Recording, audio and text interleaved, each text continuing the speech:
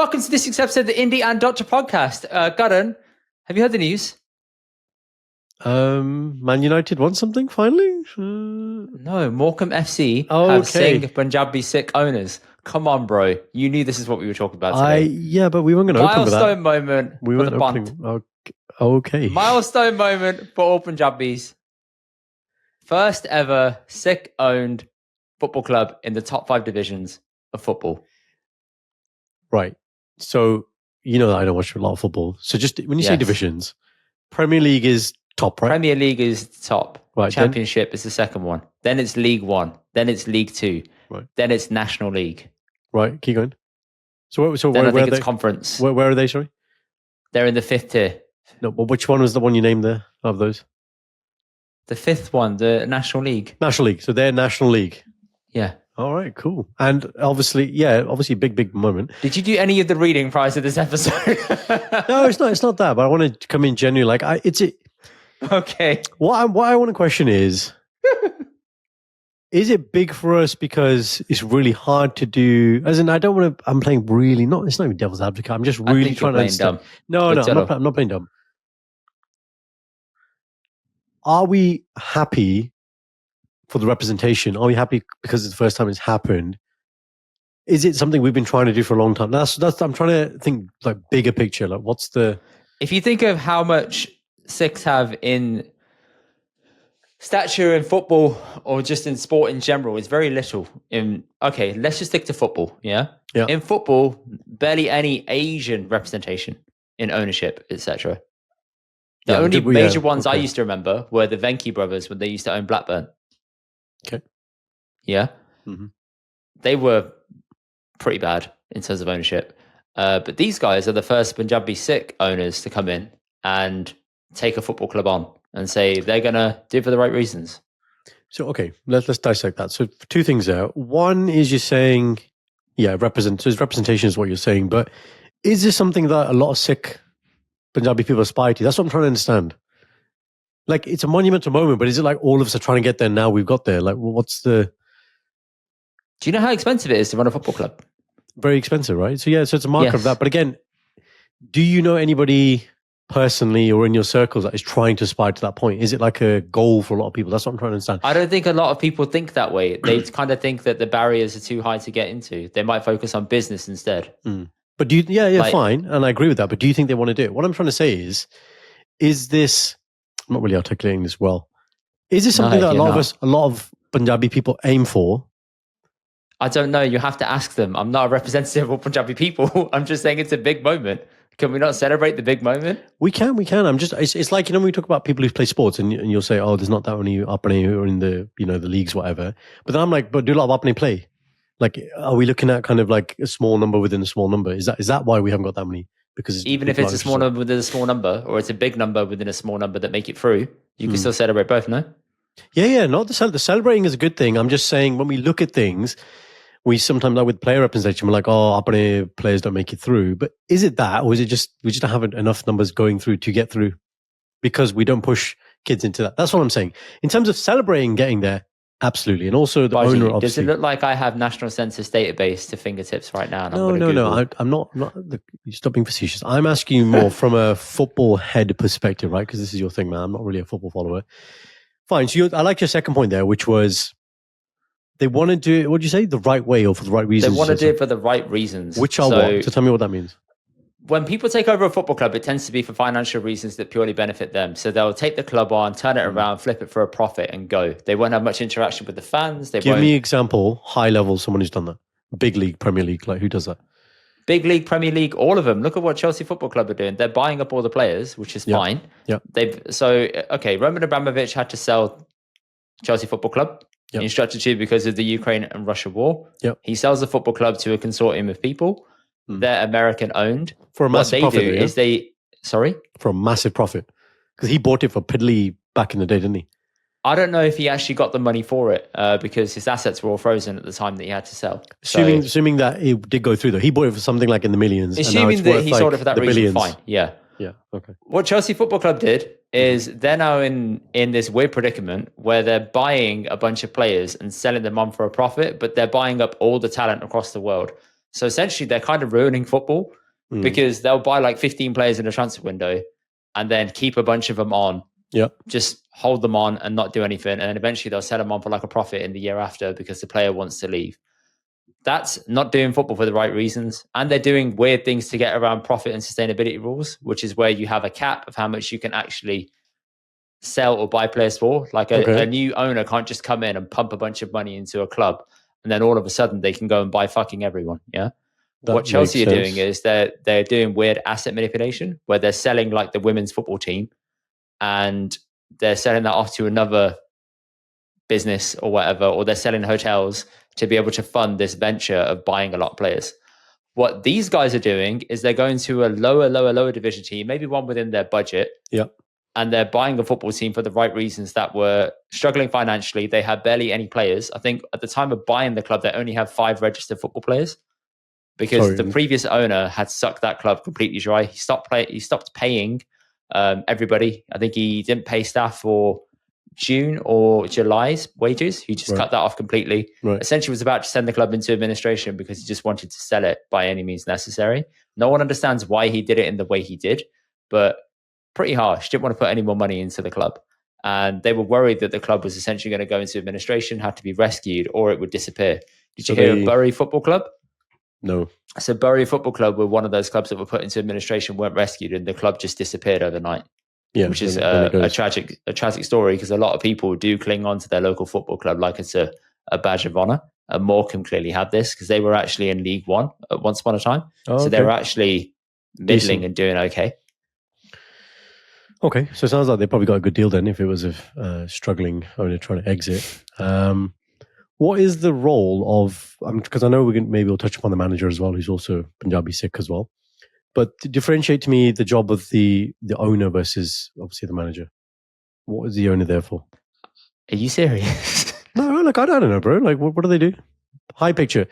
Do they put up all the money to buy the players? Okay. An owner is somebody who just simply puts money into the club, manages the finances, etc. They manage the ins and outs of it. The manager just looks at the football team operations.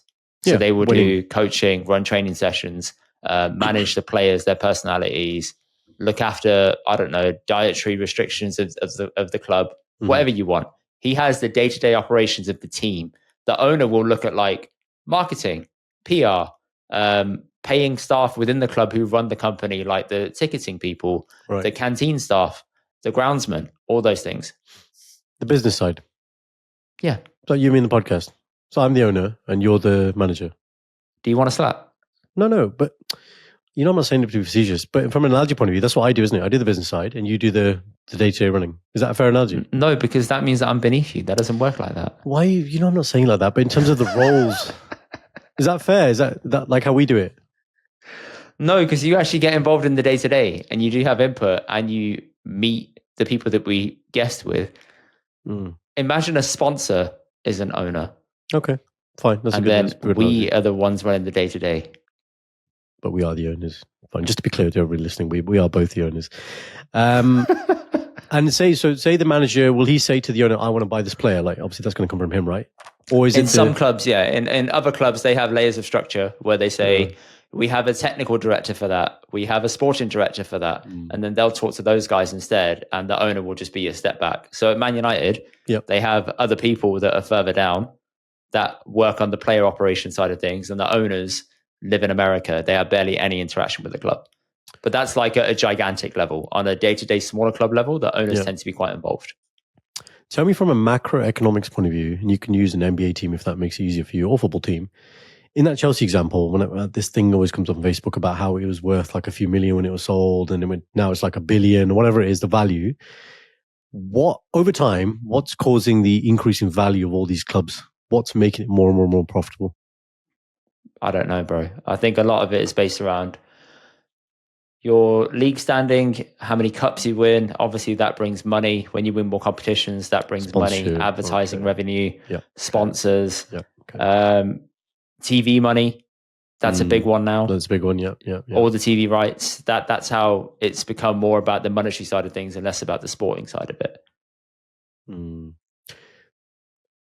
Yeah, true. But obviously, if there's no money, none of this works. Like that team that didn't get bailed out. I understand that. Yeah. It's just some of the numbers being floated are Yeah. No. Look, there's greed, fine, but there has to be money. There has to be profit for all this entertainment to work. Look, 100 million to buy a player is insane. Absolutely, I agree with that. That's it. That's all I'm saying. Yeah. That's an interesting point, though. Like, I have this with kids, and I'm like, well, society has decided that this exists, right? And it's fine and fair for players to be paid or clubs to be paid 100 million. But then, and you can say like, oh, that's insane, but it doesn't stop you watching these players enjoying the game, isn't it? Like, it's not enough of a problem for you to be like, oh, well, that's, I'm not going to, partake in that, and ethically it's wrong. We shouldn't support this. Is that fair? Sure. Yeah, as in your position is that you genuinely think it's wrong, or it's just you? No, I just think it's insane. The numbers being floated around for players. I don't think a player is worth £100 million, but that's the numbers of the going rate of a market that's been built by other clubs that buy players for certain amounts of money. That's how it goes. It is what it is, isn't it? Yeah, it is what it is. See? It is what it is. Yeah. Can we talk about this moment now, please? We are discussing the moment, man, but you're also teaching me about football. We have spent the first 12 minutes and probably killed all our attention based on this actual episode. And we've just spoken about all the basics of ins and outs of football. Let's talk about the Singh himself and the consortium. Go on. I love that word, the consortium. It is a consortium. So those who don't know, the people that actually bought the club, their names are, and let me just get it up to be absolutely certain, Punjab Warriors Consortium. Yep. Do you know how gangster that name is? Punjab Warriors Consortium. Listen, doesn't get more like unbelievable than that. It doesn't get more Punjabi than that, Warrior spirit. Come on, bro. Right in the name, isn't it? Because if you call it Punjab Gabroos, that's a bit much. But Warriors is like, yes, they understand. You'll understand, innit? You'll understand that. We are Punjabi. It says what it is on the tin. There you go. Don't muck about. And this is the same one that Tyson Fury was in and out of, or trying to get in. Is that correct? I have no idea about that. I don't think so. Yeah. I don't know if Tyson Fury was attached to it. Just type in Morecambe Bay Tyson Fury bid or something. I'm sure this is the same club. Tyson Fury? Yeah. Where is Morecambe? Now you're testing my geography, bro. I don't know. A-level guy, he's got an A-level in Punjabi, which means... Listen, Baji, I did it for university, A-level. I didn't study maps all the time. But he's colouring maps and it says he has no interest in buying Morecambe. Was he affiliated, though? Was there something about Tyson Fury? I don't know. 8 days ago, according to The Sun, which is obviously sketchy. I think he was urged to buy the club, but I don't think he wanted to. He does live in Morecambe, apparently, so that's why. Yeah, there you go. It was Tyson Fury, yeah. There was some interest from him, but something before it said that he'd been outbid, but that was by another Sikh owner. Remember that one that Kenny showed you? Yes, I heard about that, but he couldn't apparently prove his worth because... Correct. Well, I was looking more into the story about how Morecambe were trying to be bought by other people. Yep. And the guy who you mentioned there, he has a drink that apparently is worth £1 billion. But he couldn't apparently prove... Which was on a podcast. Sorry? Which was on a podcast very early on there. But he couldn't prove it to the relative people that were able to fortify and say, yep, your funds are valid. We can accept your bid. Yeah. So you're and the way that journalists were writing about it were saying, oh, this is a drink that he sells, which has been out of stock for a year.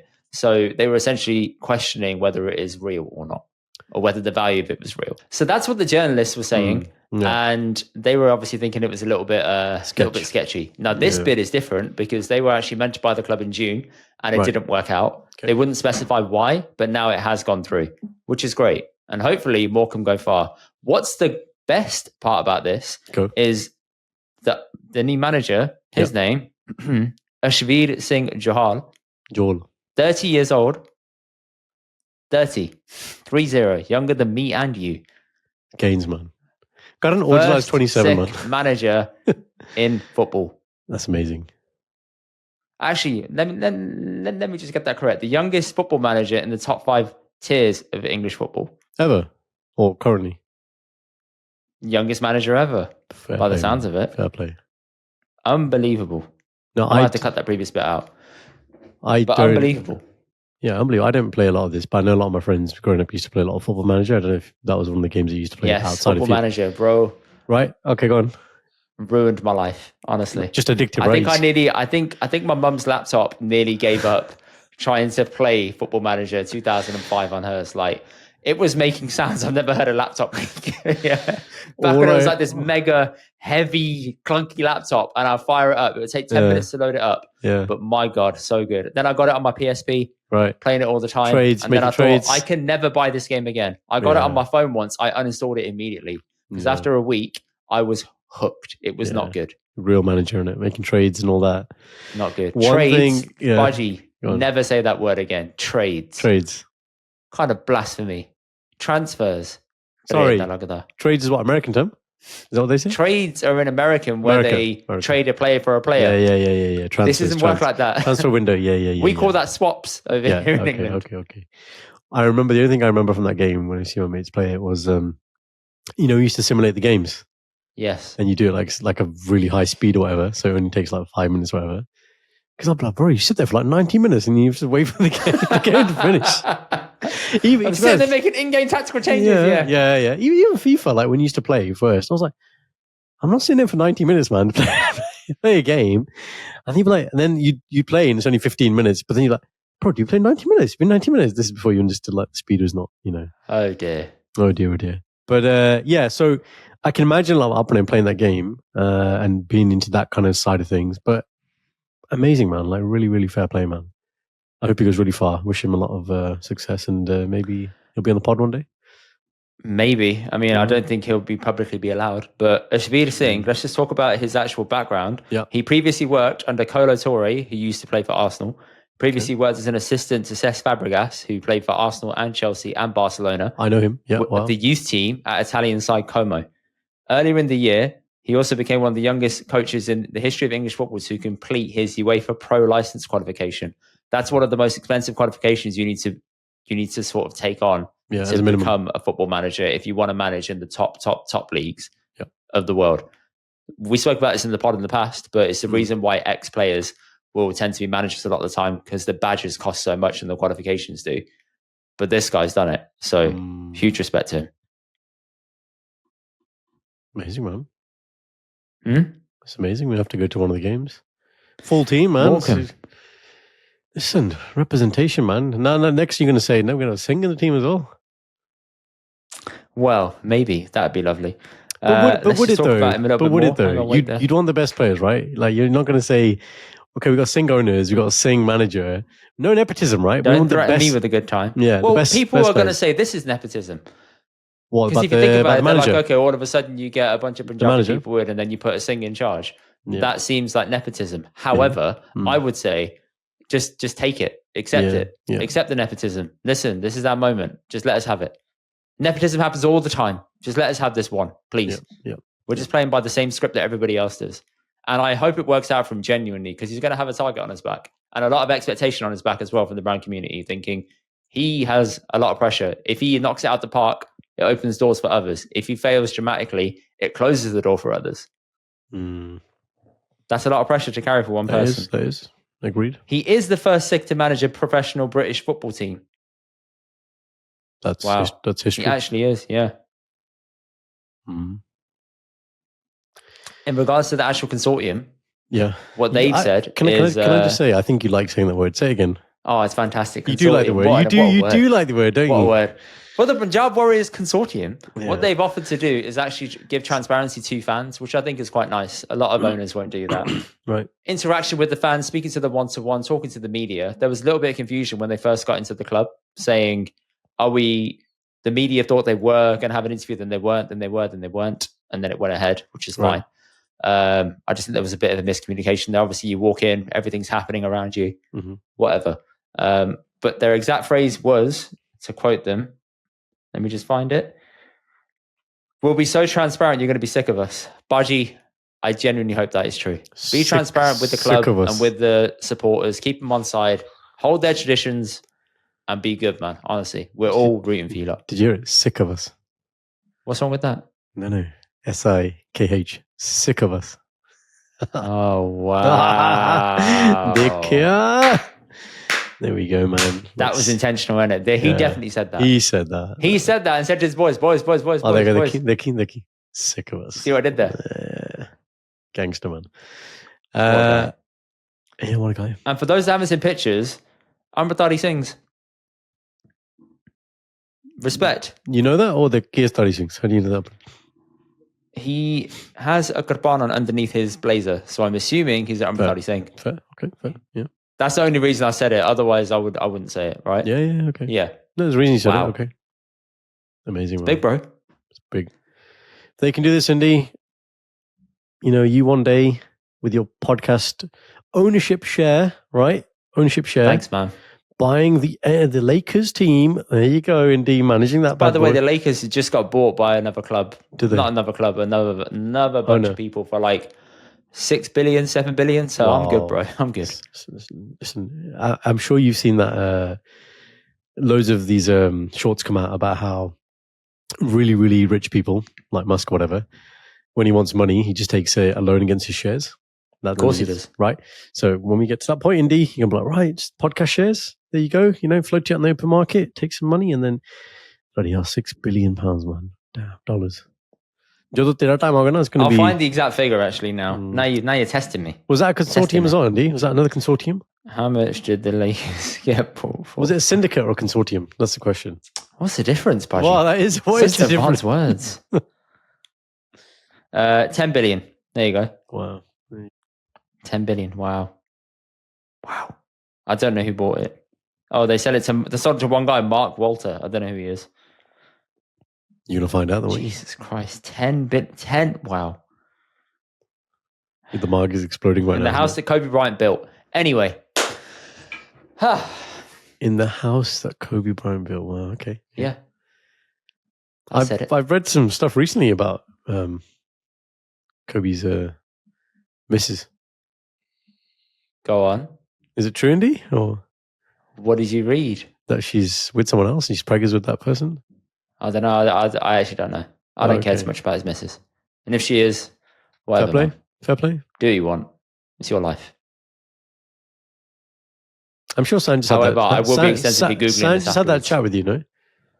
What, that if either one of us passes away... The other one moves on and gets another one, I guess. You give it the... Yeah, both of us have said this. And we're like, yeah, you should. And the other one says, I don't know if I would. But then I'm like, I think you would. But yeah, the person is alive. I guess that's the right response. But the person who's going doesn't want to hold you back. If you have a kid involved, it's different, isn't it? Like, if you have a young child at that point, then it's like, this is difficult. Like, how do you find time to date? Do you want them around your kid? They're going to start calling that person mum. At what age it depends on the age that the person passes away, because then they don't want to mess the kid up. It's like, it's dodgy. You have to think about these things. Moving on, after talking about Kobe Bryant's wife. Vanessa, right, yeah. I want to see you in full-fledged Gussa mode. So, Karan, did you watch Love is Blind UK? Do you know what's interesting? So, side story, guys. So, in preparation for this, Indy and Sanj asked me to watch Love is Blind, but specifically about one couple. It's obviously 8 episodes. The thing is, what you told me was watch all of it, even though you didn't watch all of it. So, I didn't know that they released a new batch of episodes at the exact time that you started watching it. Fair. So, they did 4 episodes, and then they got 2 more to go. Fair enough. So, you didn't know, so that's fine. Tiga. But I was there like bloody couple of hours in, like just, the holding the thing function. Yep, there they are. Yep, there they are. Yep, there they are. And then I'm live kind of reacting in our group. And these two are like, yeah, bring this tomorrow. And I'm like, listen, this is my private reaction here, not going to be my reaction on the pod. No, you have to give that reaction here, man. Come on. Listen, like, I will join in with you. I'll join in with you. Listen, we can both slate it if you want, but let's talk about how Love is Blind UK is absolutely obliterating through international differences of India and Pakistan with their new couple, Sarover and Kal. Sarover. That's what everybody calls her. Sarover. Yeah, I know, but you know the word Sarover is, right? What does it mean? Okay, so when you go to the most famous Sarover is obviously at Hamandar Sahib, the Pani water that you go into. That's a Sarover. Oh, is it? Yeah, so that's the thing. Like, her name has a lot of It's a really nice name. It's very unique. I've never heard it. It's deep meaning. And obviously, it's her name. She can say how she wants to say it, but and I get it. Fine. This is like a show, or whatever. But it's like, it becomes Sarover, and I'm like, yeah, okay. So that meaning's just all Say lost. the Desi way, buddy. No. Listen, I've said Indivir at times to make it easier. But if I accidentally, not intentionally spell it wrong and drop an R, man loses shit in it. Man loses shit in it. Like just Desi Punjabi munda, yeah. You should get it right. Yeah. You're such a funny guy, man. Thank you. Yeah, so Sarover and Kal. Cal's done. Should we start there? Those are the white. Look at his teeth. Those are the white. Well, maybe because I'm watching it there. Here comes sleep. All my lights are off. Ever. And the lights are off, and my screen. First I thought my screen was just really high in terms of like the thing. I was like, no, it's not my screen. I was like, they're done the image. And I was like, bro, he's there. And they're like, and he opens his mutar, and I'm like, bro, like just close your mouth, man. You're just so happy. Like, Karan, they all have. Yeah. They all have their done street, except for one guy. There's one guy on it who's like this really... The army guy. I think he's like the Scottish guy. The army guy, yeah. The army guy. He has like a little bit of yellow staining. I'm like, my guy. Real man, innit? You're real normal. guy. You drink a real coffee. Not through a straw. You go for it, son. Go on. That's coffee staining. Exactly that. But real bandana. And some of them are just like the tans are fake and the... It's genuinely Ross and Friends when he turns the light off. That's the illumination factor I get. Yeah, but I get it. Other people are going to say, would you rather see terrible teeth? Of course not. But no, I get it. There's a nice middle there, and that middle's gone. Okay. Yeah. There's what you call like natural white, and then there's like cow white in it. Illuminous white. What I also thought was quite funny is obviously fine. So you've got the other couples, you've got the Gora couples, you've got the Kale and all that kind of stuff, right? But how Asian is it? So they're on a show which is about dating, and that's not really like this type of dating is not really what Asian people do. But even on this show, within the first 5 seconds, they're falling in love with each other. Like, everyone else is like, oh, maybe here. There's that one Gora. I remember I was skipping this. I didn't really watch all of it, but you'll probably know. There's that one Gora was between two girls, and then he gave a gift to one of them, and then the other one's like, right. "Yeah, I know." Yeah, he's like, about. I'm not fucking number 2 for anybody. I'm gonna leave right now. And so you got all that, that's what you expect on the show. And then you got bloody Kal and Sarover like, I love you. It's like it's only us two. Yeah, from the first 5 seconds. And then the thing is, I wanted to ask you this. In the same way, say when we watched The Apprentice, right? We're like. The actual show is filmed. No, but the actual whole show is filmed over like 10-week period. But when we watch it, it feels like they're doing a task every day, for example. So I'm watching it. I know. Okay, so then, right. So this is a question for you. So I'm watching it. I'm like, bro, are you telling me you've had 2 conversations behind this parda, and then you get another one and you're asking to marry you? What kind of bullshit is that? What kind of bullshit is that? Like, don't. And you know what? Props to that guy, the Kala, the Jav. Yes. Again, I'm only watching bits of it, but every time I'd stop just before the Sarover and Kal, he'd be like, it's a big word, the L word, love. I'm not going to say it unless I mean it. I'm like, yeah, bro, that's right. You don't say it unless you mean it. You can't just be throwing it around willy-nilly. But they're all saying it. Yeah, proposing. What kind of bullshit is this? Wait, hang on. Let's just talk about the conversation topic for them talking through a wall. I reckon at max, this is me guessing, you're getting about like 10 minutes, 10 hours of conversation.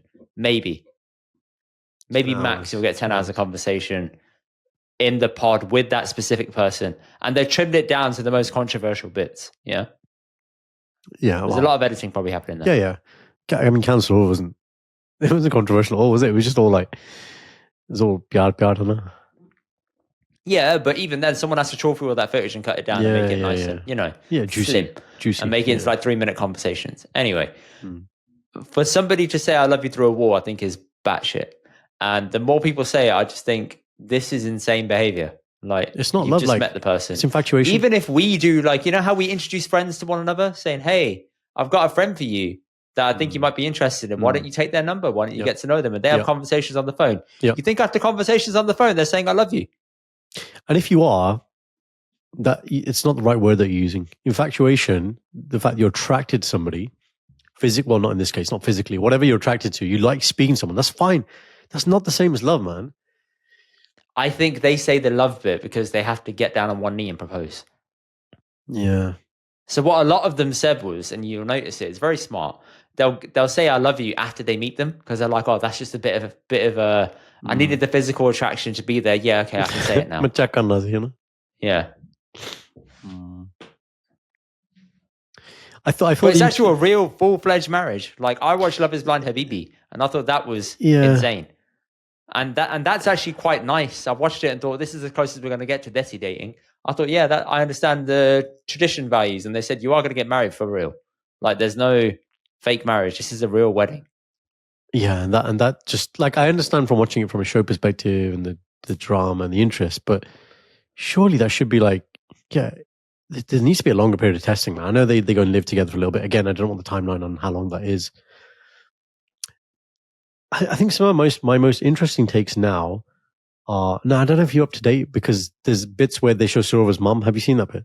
I haven't seen that bit, no. But you can tell me. However, touching on the wall, are you touching the wall too? Are you standing up as well? I feel so connected to you. It just...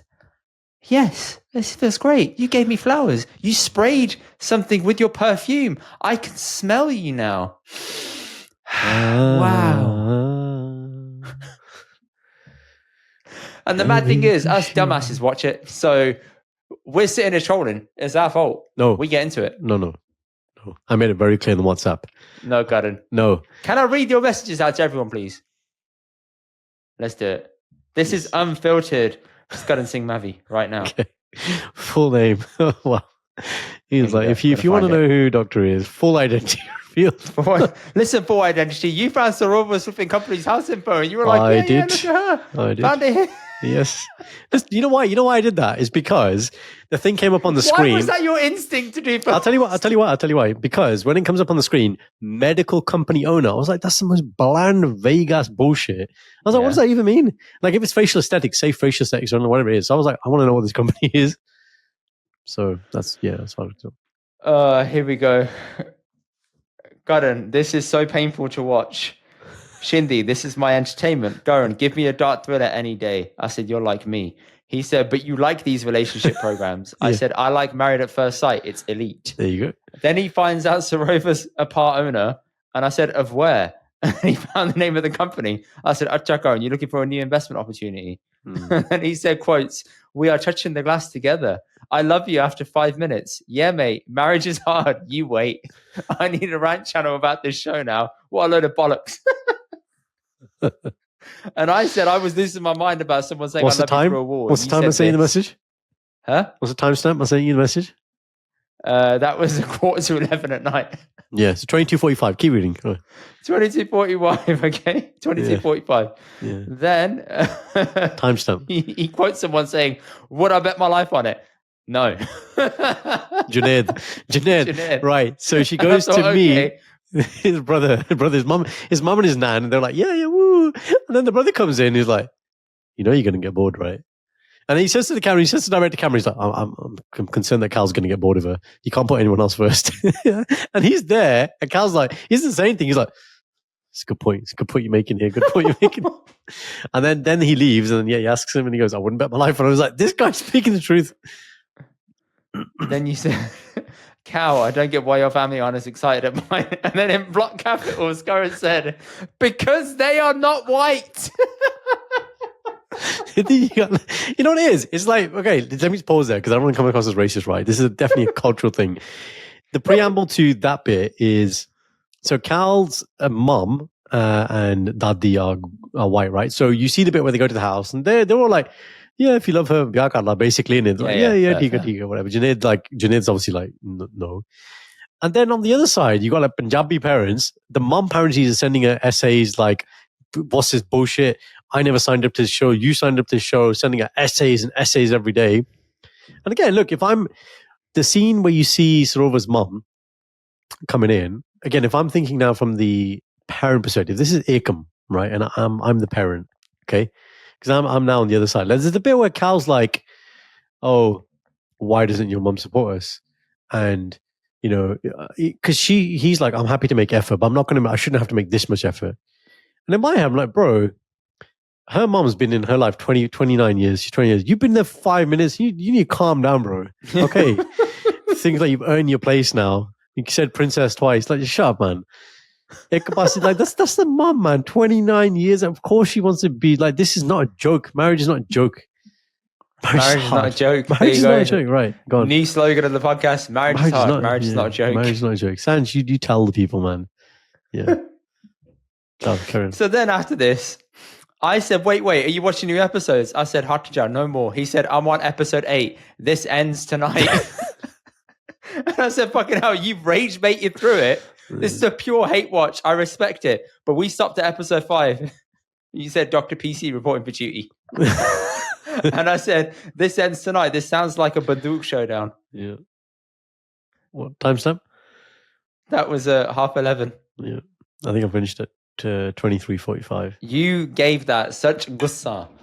Man, you love it. You love it. No, I don't love it. I just think editing, fine. I get it, right? So it's made in such a way, but it's just, guys, look, if you're generally compatible for each other, fair. But you need to do some testing, man. Being infatuated, having honeymoon period, not going on honeymoon period itself, everything's la-di-la-di, until you've had a few that doesn't make a good show though, does it? Does it, God? Exactly. What's interesting, so having done the company's house research, I also, because the final finale is not out, but the next time, obviously they've edited in such a way, it looks like maybe something happens on the wedding day. That was interesting. Yeah, of course they do. That's what they do. But if you Google it, apparently they've split. Apparently. So why would you do that? No, I said apparently. It's not been confirmed. You ruin all the fun.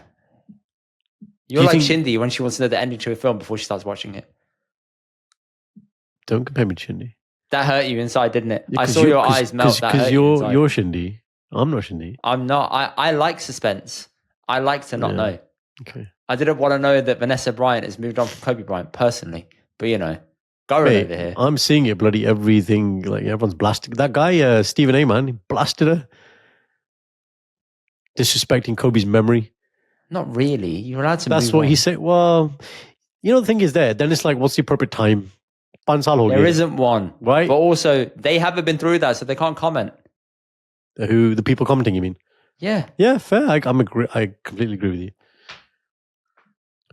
Your reaction's interesting, though. I thought you'd be like some sort of weird Kobe loyalist. Like, no, you should. No, listen. He did good stuff for the NBA, but people have needs, man. Do you know what I thought you were about to say there? Key. The way you said that, you did the head. He did great stuff for the Panth, man. You think I use that phrase so flippantly? I don't. I don't use it flippantly. Yeah. I use it sparingly. Sparingly. Okay. Yeah. All right, CK. Anyway. I was not in CK last night, I'll tell you that now. CK. Oh, okay. Watching vibes, yeah? Watching that dribble. Listen, dribble, you loved it. No, you loved it. I don't. I didn't. She doesn't have an undercardage as well. That's the other thing. Of course she doesn't. It's a civil wedding. Why is that given? Okay. Do you really think that they would be able to take all of that in? Is she, obviously, number one, she is with a Pakistani guy. Yeah.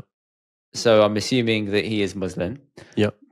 Having an That's another point. Gurdwara. She never mentions that she's Sikh, Again, could be the editing, but It could be the editing. It could be the editing. He quite early, he says appeal. It on. What they focused on was the Indian and Pakistan angle. Yeah, because but he that's does got say he's more Muslim. broad appeal. Yeah. So when you think of it this way, they would not be able to, number one, take that much camera equipment into a Gurdwara. Number two, the interfaith marriage issue would be a problem. Number three, just having a aesthetic of a civil wedding is probably easier to manage, cost-wise, overheads-wise.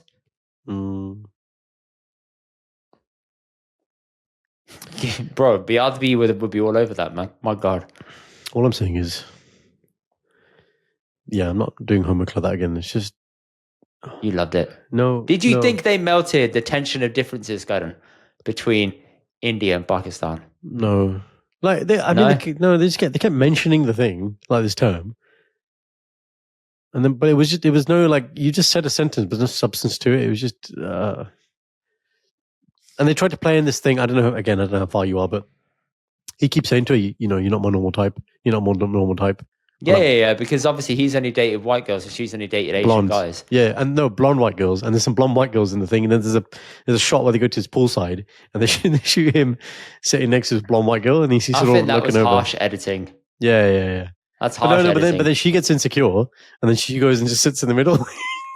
But how do you know that was her being insecure? How do you know that wasn't just she says editing? it. Well, she said it to camera. She said she was insecure. She has a conversation with another Gordy, and the Gordy's like, "Yeah, Sarover, you need to you need to get it out there and tell Kal how you feel. That this is what you're thinking about." And yeah, Gordy relationships and upper ones are so different, man. How so? Like that. There's an understanding there between like upper guys that you just don't do that. You keep like a bit of a distance. You're, respectful but not close. And if he, I'm sure she's had a conversation with him already, saying, I've only dated Asian guys, and he said I've only dated white girls. So you have to think, okay, I need to make her feel a little bit safe in this way. So maybe I shouldn't be doing things that are going to give the wrong impression. Fair. Yep. I don't think there's anything wrong with that.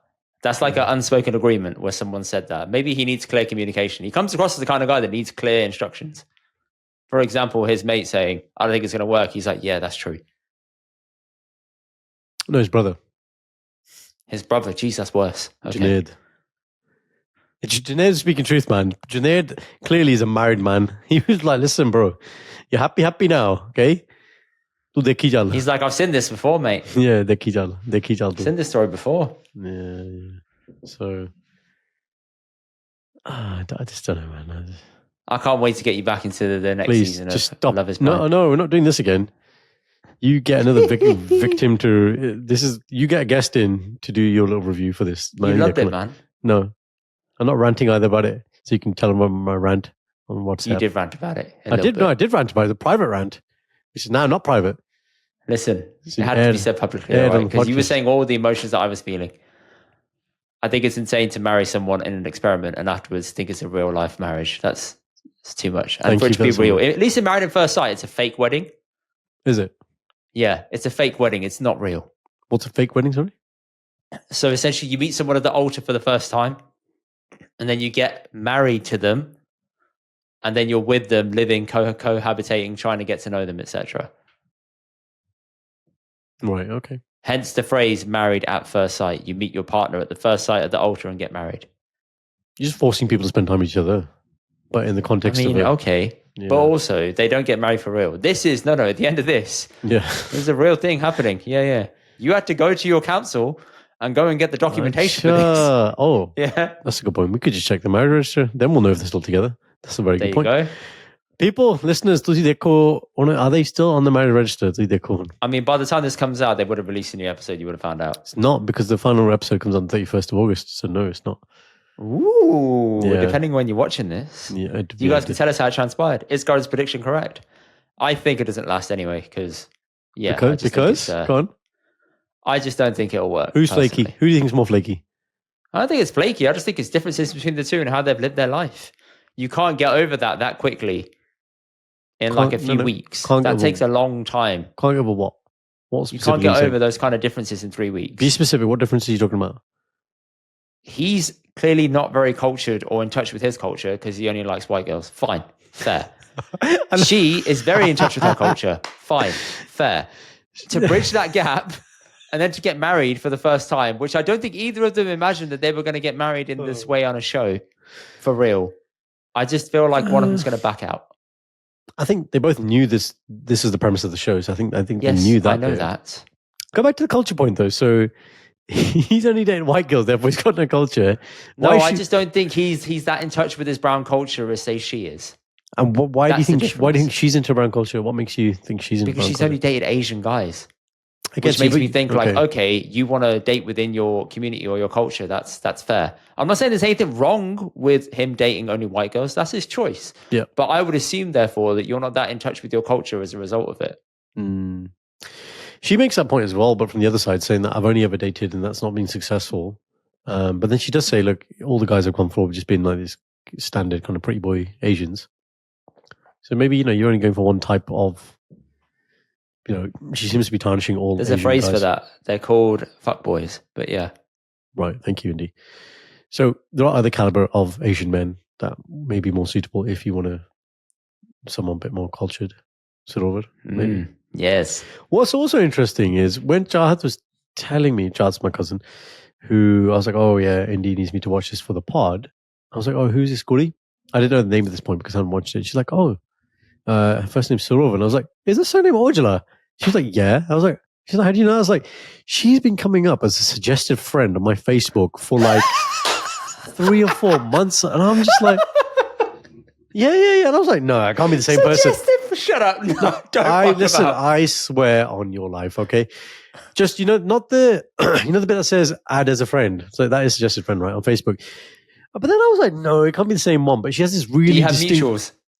I don't know. I must have clicked on it at some point. But I was like, can't be the same person. So then Jahat went on her Instagram, went down, and there's her Facebook picture is this classic picture where she's holding this glass like this. I was like, oh my God, it's exactly the same person because I recognize that picture because every time you scroll on Facebook, it keeps coming up. And I was just like, but the thing is, when I saw her on Facebook, I was like, oh, I must have known her from uni or something or some Bhangra circuit or something. Love is blind nosy, bro. Clearly. But then she's like, she's from Buckinghamshire. I'm like, oh, I definitely don't know her. Like, so, I don't know. That's weird, isn't it? That's weird. That's really weird. Sure. Well, I'm not sure Could about have it. been right in there if you were single, bro. That's why Love is Blind. Huh? Your prince is here. Love is blind. I'm your prince. On Facebook, it's very blind. Yeah. I'm your prince. I thought that was a bit cheesy. Come here. He says something like, come here, princess. And I'm like, oh my God, you're making this into Aladdin, man. Bloody hell. So he said, come here, princess. I reckon a producer whispered that in his ear. Yeah, say this. Said, hey. This line. There's a funny conversation where Kal takes off. He goes off with that's pool party bit. The couples are there. The guy who's with the Scottish accent, Matisha. Yes, I know the lady you're on about. Yeah, she got with Jav, but the other one she didn't get with. It was mates with Kal or something. Yeah. He basically his questions is like, "Why you doing my boy dirty?" Like, "Ki gall si?" Like, you imagine that Punjabi. "Ki hoya si tanu? Huh? Why is he not good enough, Delhi? Huh?" What I loved about the question was that he asked her a question. And he was like, "Yeah," and then he'll say, "If that's how you feel." Yeah, like he would just say something, and then he made deathly eye contact with her after. And I thought, you know what you're doing, big man. You're backing your boy on live TV. I get it. Oh, you need to watch that bit where Sarover's mum asks questions of Kal. Yeah, proper. Like, she's clearly an educated lady. The first question is like, "So what made you choose my daughter out of all the other women that there are?" It was just great. It was like he was proper getting nervous, like stumbling over his words. But again, went for it. If that was dubbed in Punjabi, like, it's just Sale. You could do it. You could film it and do like a little voiceover. I could. Remember the inauguration of the King one? That was a good one, wasn't it? Yeah. Remember that one I did? See, you could do it. It's just, do you want to? See, Karan, I knew you'd like it. I knew you'd like this whole thing, low-key. You do. What, podcasting? No, the show. No, because you now get references like, ooh, that happened. Ooh, that happened. Indy. There's like a little 10% of you that likes it. Indy, calm yourself, okay? There's a little... Just calm yourself. Little nice muzza in there somewhere. Just calm yourself. I'm not going to Marriage at First Sight. Tingling sensation. I'm not watching Marriage at First Sight. I'm not watching this bollocks again. Marriage at First Sight. The fact you said it wrong is mad. Married. Oh, ब्याह हो गया ना तेनू मैं देख के ब्याह कर लिया है ना just oh my God. Love how he's coughing to the mic. Thank you. Appreciate that, bro. Sniffing, actually, but yeah. All good. Good. I'm going to round this out with a wrap-up of Mirchi. Oh, before you go to Mirchi, let me tell you two funny things just very quickly. I went to pick up Subway the other day. The same Subway that when they thought I was the driver. Remember that Subway? I told you that story before on the podcast. Gato? Oh, yeah. Right. Yeah. Anyway, right. So I'm there at the counter. Now, tell me this name. It's a Punjabi person, Punjabi Kuri. Tell me her name. Ready? How you say it? Palak. Palak. Right. Exactly. It's Palak, right? But exactly, my brain went, your name is Palak. I was like, and you work in Subway? I was like, this is amazing, man. Like, spinach and you work in Subway. Explain to people the meaning of Palak just so they get the joke. Yeah, it's a Palak. Palak is spinach. And, but I was looking at her name and I was like, you can't be Palak, man. Like, who's going to name the kid Palak? But I had this moment, right? Because I'm in Subway and I was like, could this somehow be connected? And it's like, why your life has led you to work in Subway because your name is Palak. But then I was like, Palak. But you only know Palak if you know that name, but you never heard the name, have you? I went to school with a kid who had the surname Bullock. Oh, okay, they used to fine, call fine, him Palak, so I didn't know how was the Desi way of saying it. It's like how I was last week on the episode with Helene. I was like, I don't know how to properly say your surname in the Desi way. Tell me, because I might get it wrong. Yeah. And then she said it. I was like, safe. There you go. Got it. I love how you had the same reaction as me, though. My brain was like, it's Balak, man. Balak. Yeah, 100%. I really wanted to Balak, spinach, Subway. You're like, this is so perfect. I wanted to say, I was like... and by the way, spinach is like a bougie topping on Subway now. And also based too. My cousin bought him. He wanted it. And I was like, bro, they don't have it, this one. Maybe in London they do, but we don't. That's painful. So yeah, Balak. Imagine Balak serving Balak. Balak. Thank you for your service. Yeah. Right. Second thing, my nanny drops his term. This is an acronym for something used in Punjab. Let me just get it right. He's speaking to himself. BTM. BT what? BTM. Bravo Tango Mike. Okay, ready?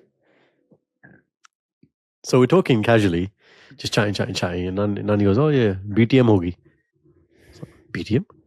What's BTM? She goes, "All right." So in this acronym, Benji is BHENJI. Okay, the B is Benji.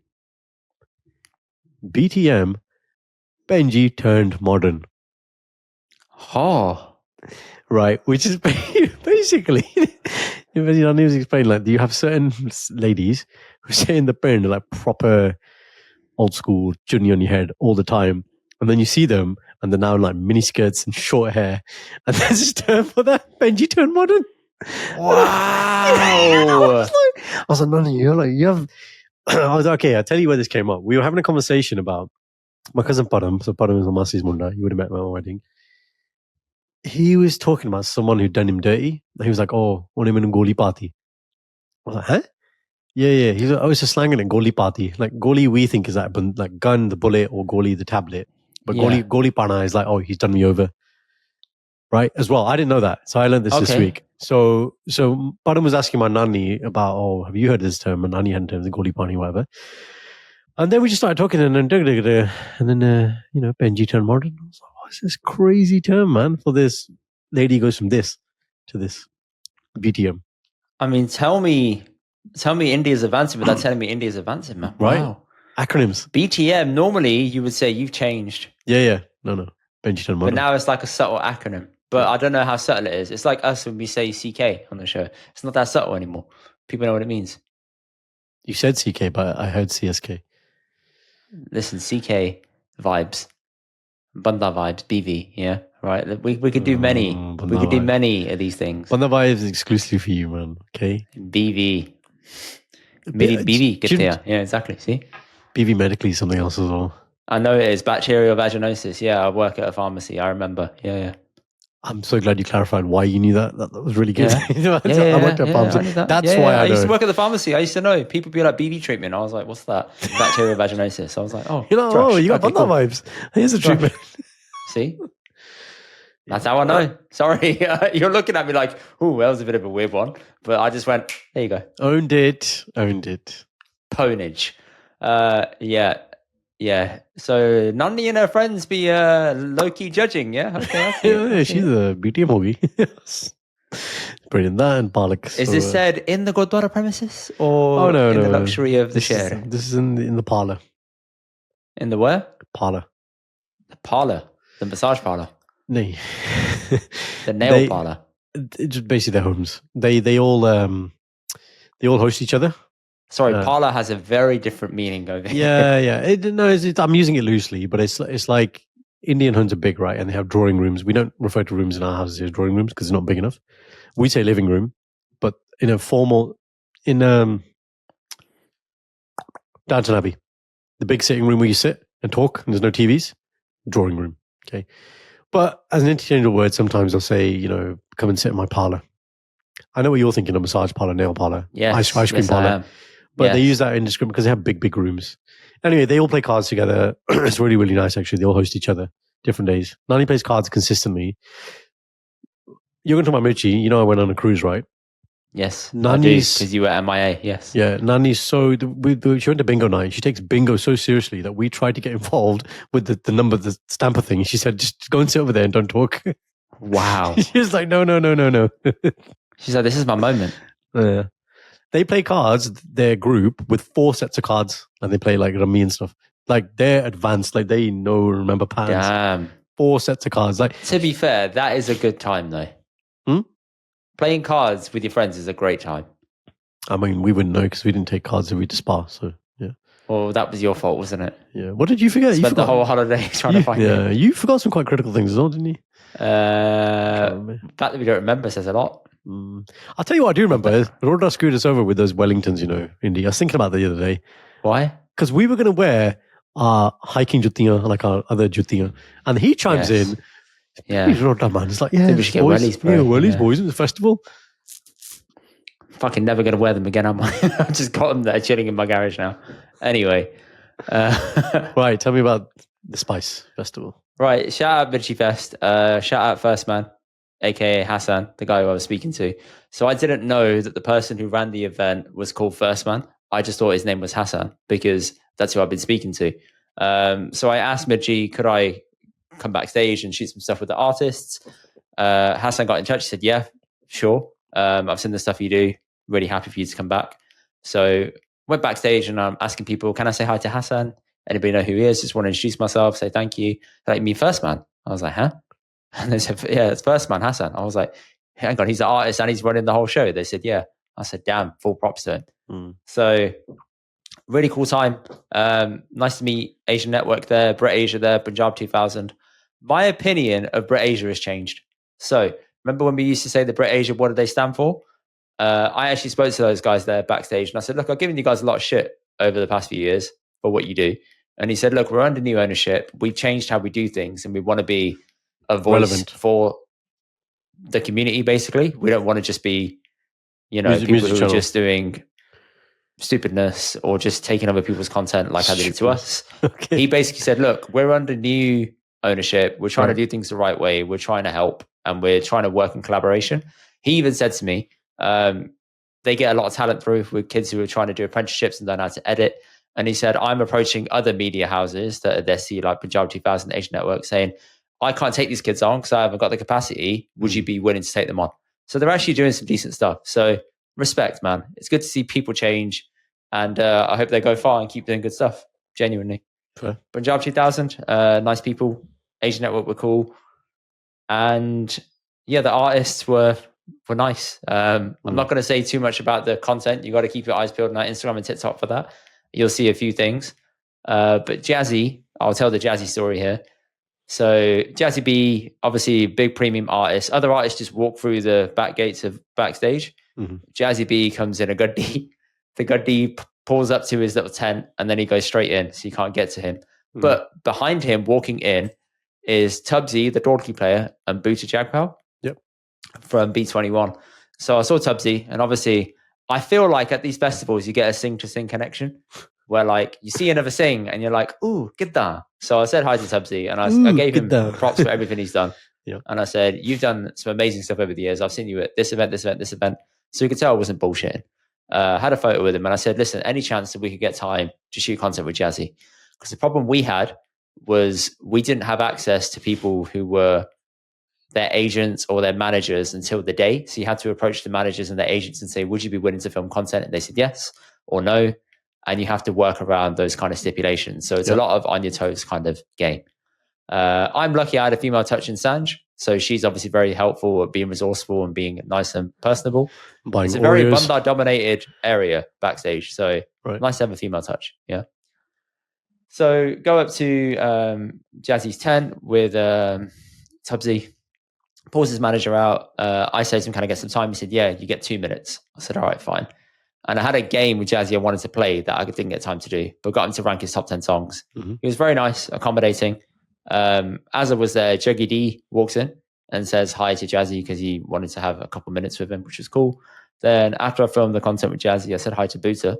And I said, you're an icon because your mum used to come to my mum's pharmacy and she was a patient. And your brother used to come in and collect her medicine all the time. And he's like, really? And then I said the address and he was like, shit, you're not lying. Your brother, his brother being Bali Jagpal? Yeah. Okay. Yeah. So there you go. That was nice. Had a nice little moment there. Showing that Birmingham is a bend once more. The self-fulfilling prophecy. It is brilliant. And man, it was great. Good times. Thank you to Mirchi for having us. Keep your eyes peeled for the other content that's coming out, guys. Johnny and Mugga, finally got to meet them, finally nailed them down and say, Gibna, they're the most in-demand people coming off stage. I've never seen anything like it. They said they'll catch me off stage. They were swarmed by everyone immediately afterwards, trying to get a piece of them. But shout out to Johnny. He said he's been trying to come on the pod and it's been difficult to try and get a hold of him. But when everyone was around him and trying to film things, he called me forward and he said, Aja, like as in to get my 2 minutes to film with him. He was quite conscious of that. So thank you to those boys for that. Honestly, very kind. To give smaller creators like us a chance to sort of shoot content with them. That'll be coming out soon. And hopefully we can land him on the pod. It's just logistics are difficult. That Bandai is working ridiculous amounts in the UK back and forth. I think he was coming from Jamaica or something a couple of nights prior to coming to Mirchi. Okay. Like wherever the best it takes you for bookings, right? Crazy. Fair play. So there you have it, man. Shame we couldn't come to the next one. Yeah, definitely. I need a break at the moment, but yeah, definitely. I know. Yeah, I know. You would have loved it, is what I'm saying. It was good. What else did you learn? You learned something else, didn't you? Yeah, have Oreos with you. That was the learning point, wasn't it? Yes, I managed to entice all the artists doing content with us by having Oreos. That is a game changer. Yeah. That's probably very simple, but it's extremely effective. So yeah, because there wasn't any snacks backstage. You had to bring your own stuff. So just had it there. Yeah. They're like, can we have some? I said, yeah, you can have one, but you got to shoot the content with us. They're like, all right. That's it. There you go. Bang. We'll take it up again. We'll take it up a level next time. We'll have some more snacks. Absolutely. Next time, methyl pronte. All right. Aloo pronte, methyl pronte. You just have them all ready. Listen, which one lasts longer? Plain pronte. Anyway, people, thank you for joining us this week. We will catch you guys next week. We love you all. Thank you and goodbye. And don't watch Love is Blind. Thank you. Thank you for watching this week's episode of the Indy and Dutch podcast. Please check out the rest of our episodes here. Don't forget to subscribe here, and we will see you guys on the next episode. Goodbye.